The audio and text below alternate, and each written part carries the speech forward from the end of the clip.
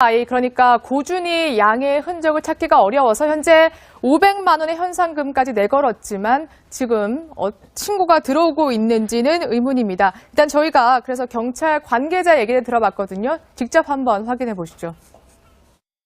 오늘까지 신고 들은 게 46건인데요. 특이한 점은 없습니다. 그냥 누구를 그냥 목격했다 이 정도 신고고, 근거리 발생지에서부터 원룸들이 많잖아요. 거기가 물탱크라든지 쓰레기통 이런 데까지 배수로가 있으면 배수로 그런 장소까지 다 확인을 했습니다.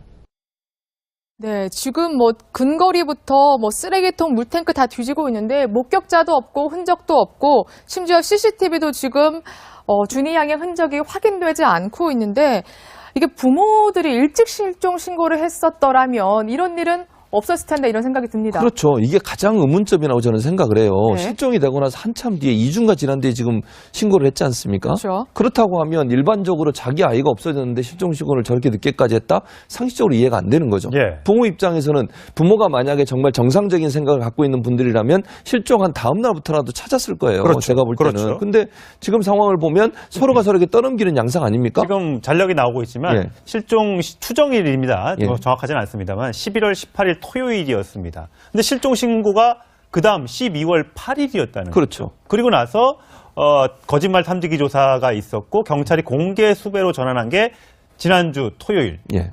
금요일이네요. 그렇죠. 15일. 네. 그리고 이제 수색을 진행하고 있습니다. 그렇죠. 그러니까 저렇게 오랫동안 신고를 안 했다고 하는 것이 의심을 품을 수밖에 없는 이유라고 보여지고요. 예. 아까도 말씀드렸지만 서로가 서로에게 책임을 떠넘기고 있어요.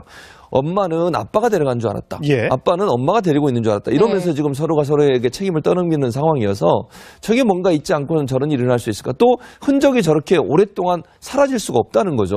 어딘가 누군가에 발견됐어야 될 텐데 전혀 본 적이 없다라고 한, 심지어는 9월 이후부터 본 적이 없다라고까지 하는 얘기가 네. 나오고 있는 상황이어서 빨리 저 아이를 찾지 않으면 정말 우리가 상상하기 힘든 그런 일들이 또 일어나지 않았을까 하는 그런 안타까운 심정입니다. 네. 그런데 일단 가장 마지막에 있던 사람이 이 준희 양의 그 의붓 외할머니였거든요. 그래서 네네. 지금 경찰이 가장 주목하고 있는 부분도 사실상 의붓 외할머니랑 어디까지 마지막에 같이 있었고 그 후에 이제 어떻게 됐는지가 관건인데, 네네. 지금 의붓 외할머니가 거짓말 탐지기 조사를 아예 거부하고 있다고 들었어요. 네네. 이게 당사자가 거부하면 못하는 겁니까? 네네, 못하는 겁니다. 일단은 먼저 네. 좀 정리를 해드리면, 예. 그 언론에서는 의붓 외할머니라고 이야기를 하는데, 네. 의붓 외할머니가 아닙니다. 뭡니까? 그래요? 왜냐하면은 그 고준희 양의 아버지가 예. 네. 지금 어머니하고 같이 살고 있는 그 여자하고 정식으로 그 결혼을 안 했거든요. 사실혼 관계란 말이에요. 사실혼 관계인지 내연 관계인지 모르기 때문에 예. 법적으로는 준희 양하고 그 여자분하고 그 아무런 그 혈연 관계가 없는, 예. 더군다나 네. 법적으로도 관계가 없는 그런 상황이고, 예. 그 여자분의 어머니가 지금 의붓 외할머니라고 하는데 예. 그건 잘못된 겁니다. 법적으로 잘못된 겁니다. 아, 예. 네. 그 다음에 그 거짓말 탐지기라고 하는 것은 100% 그 신빙성이 있다고 보기 어렵기 네. 때문에 예. 기술적으로 사람의 마음속에 있는 것들을 100% 볼 수는 없지 않습니까? 예.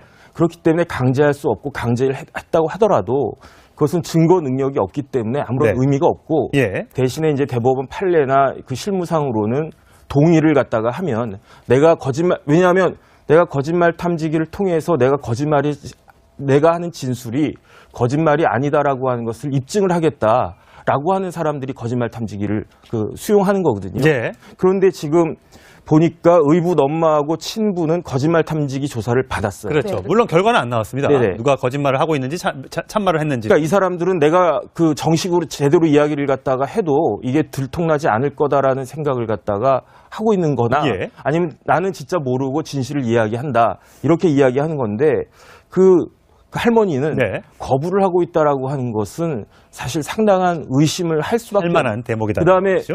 지금 이제 기술이 굉장히 많이 발달해가지고요. 예. 옛날에는 거짓말 탐지기 조사가 좀 뭐라 그럴까, 그게 틀린 경우도 적지 않았는데, 예.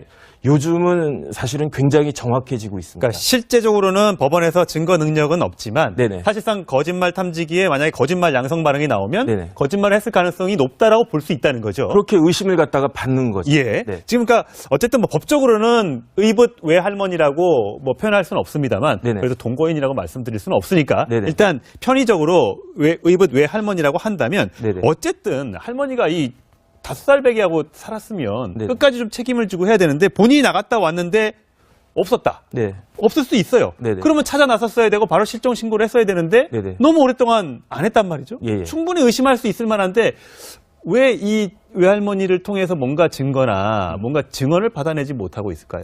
저는 이상하다고 생각하는 게 이 건은 형법상 유기죄거든요. 유기. 예. 네. 형법은 어떻게 돼 있냐면은 보호를 필요하는 사람을 특히 아동 같은 아니면 아주 연세가 드신 분이나 예. 이런 경우에는 그 보호가 필요하지 않습니까? 그런 사람을 보호가 되지 않는 그런 상태에 두는 경우에 유기죄로 처벌할 수 있도록 그렇게 규정을 하고 있어요. 예. 근데 대신에 이제 그 법상이나 법률상 규정이나 계약상의 그 관계가 있어야 된다 이렇게 규정을 하고 있는데 지금 아동보호법상의 그 법적으로 이 할머니가 준이 양을 보호할 만한 법적인 책임이 있는 것으로 저는 해석이 되거든요. 그렇군요. 네. 그렇다라고 한다면 일단 유기죄로 입건을 해가지고 아하.